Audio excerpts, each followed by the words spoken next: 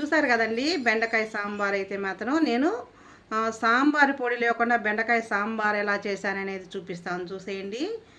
చాలా టేస్ట్గా ఉంటాయి, చాలా రుచిగా ఉంటాయి. ఇంకా తింటుంటే ఇంకా తినాలనిపించేంత రుచిగా ఉంటాయండి. మరి వీడియోలోకి వెళ్ళిపోదామా? హాయ్ అండి, అందరు ఎలా ఉన్నారు? బాగున్నారు కదా? నేను ఇవాళ చూపించబోయే వంట ఏంటంటే బెండకాయ సాంబార్ ఎలా చేస్తారనేది చూపిస్తాను, చూసేయండి. ముందుగా మనమైతే ఈ కుక్కర్ పొయ్యి మీద కనిపిస్తుంది కదా, ఈ కుక్కర్లో మనం వట్టిపప్పు ఉడకబెట్టుకొని పక్కన పెట్టుకోవాలండి. తర్వాత గిన్నె పొయ్యి మీద పెట్టుకున్నాం కదా, కావాల్సినవి చూపిస్తాను. బెండకాయలు 4 బెండకాయలు ఇలా కట్ చేసుకోవాలి. 2 టమాటాలు ఇలా కట్ చేసుకోవాలి. తాలింపుకు కావాల్సినవి చూపిస్తాను. గిన్నె పొయ్యి మీద పెట్టుకొని సరిపడ నూనె అయితే వేసుకోవాలండి. నూనె కాగే లోపల మీకు తాలింపుకి ఏం కావాలో చూపిస్తాను, చూసేయండి. తాలింపుకి కావాల్సినవి కొంచెం ఉల్లిపాయ ముక్కలు పొడవుగా కట్ చేసుకొని, తర్వాత ఒక ఎనిమిరపకాయ, 2 తెల్లపాయలు ఇలా నలగొట్టుకోవాలా. తర్వాత తాలింపు గింజలు, కరివేపాకు. నూనె కాగిపోయింది కదా, మనం తాలింపు వేసేసుకుందాం. అయితే తాలింపు ఇలా దోరగా వేయించుకున్నాం కదండి.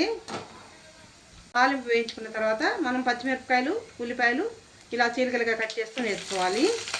వేసి కలబెట్టిన తర్వాత ఇలా కట్ చేసుకున్న బెండకాయ ముక్కలు అయితే వేసుకోవాలి. బెండకాయ ముక్కలు వేసిన తర్వాత కొంచెం పసుపు, కొంచెం సాల్ట్ వేసుకోవాలి. సాల్ట్, పసుపు వేసి కలబెట్టేసి మూత పెట్టాలండి. ఎందుకంటే బెండకాయ ముక్కలు కొంచెం మగ్గాలి, అందుకని చెప్పేసి మూత పెట్టేసుకుందాం. ఇప్పుడు పప్పు అయితే ముందుగానే ఇలా ఉడకబెట్టి బాగా మెత్తగా ఉడికించి పక్కన పెట్టేసుకోవాలా. మెత్తగా ఎనిపి పక్కన పెట్టుకోవాలి. ఇప్పుడైతే బెండకాయ ముక్కలు కొంచెం మగ్గిపోయినాయి కదా, మగ్గిన తర్వాత మనం ఇప్పుడు టమాటా ముక్కలు వేసుకుందాం. కట్ చేసుకున్న టమాటా ముక్కలు బెండకాయలు మగ్గించుకున్న తర్వాత వేసుకోవాలి.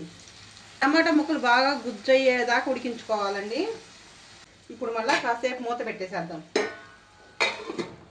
ఇప్పుడు ఈ సాంబార్లోకి చింతపండు ఎంత కావాలో చూపిస్తానండి.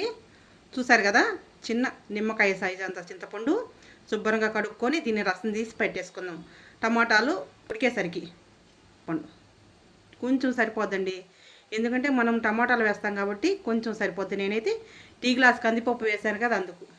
ఇప్పుడు టమాటా ముక్కలు ఎంతవరకు ఉడికినాయి చూద్దాము.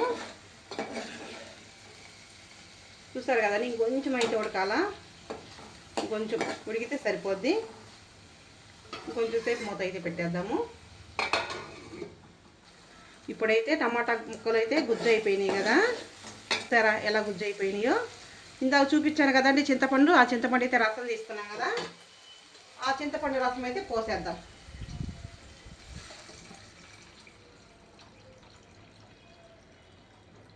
చింతపండు రసం పోసిన తర్వాత ఇప్పుడు సరిపడా కారం అయితే వేసుకుందామండి. 1 స్పూన్ కారం అయితే వేసాను నేను. అట్నే ధనియాల పొడి కూడా వేసుకోవాలి. బాగా కలబెట్టాలి. కలబెట్టి బాగా తెల్లేదాకా మూత పెట్టేసేయాలండి.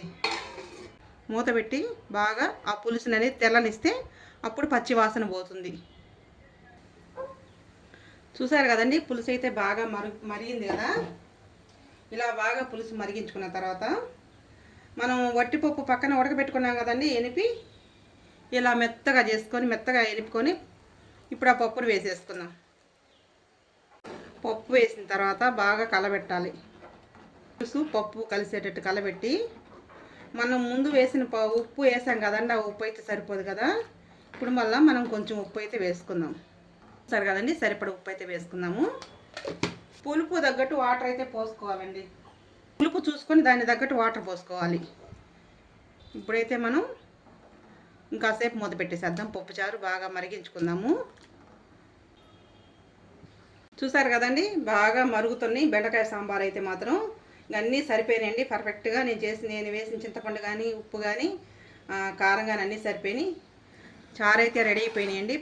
మనం పప్పు వేసుకున్న తర్వాత ఒక బాగా 2-3 సార్లు ఇలా తెల్లించుకోవాలా. బాగా మరిగించుకుంటేనే పచ్చి వాసన అనేది ఉండదు. చారు రెడీ అయిపోయిన తర్వాత ఆపే ముందు కొంచెం కొత్తిమీర వేసుకొని ఆపేసుకోవడమేనండి. చారు అయితే సూపర్గా ఉన్నాయి. చెప్పాను కదండి, కొంచెం కొత్తిమీర వేసుకొని ఆపేసుకోవడమని. చారు అయితే కాగిపోయినాయి కదా, కొంచెం కొత్తిమీర అయితే వేసుకుందాము. వేసుకొని ఇంకా ఆపేసుకుందాము. చూసారు కదా, నేను ఏం చేసిన బెండకాయ సాంబార్ అయితే మాత్రం సాంబార్ పొడి లేకుండా బెండకాయ సాంబార్ నేను ఎలా చేస్తానని చూపించాను కదా, మీరు ఒకసారి ఇలా ట్రై చేయండి. నచ్చితే ఒకసారి మీరు చేసి చూడండి. ఇలాంటి మరిన్ని వీడియోలు రావాలంటే మా ఛానల్ సబ్స్క్రైబ్ చేసుకొని లైక్ చేయండి. ఓకేనా? బాయ్ అండి.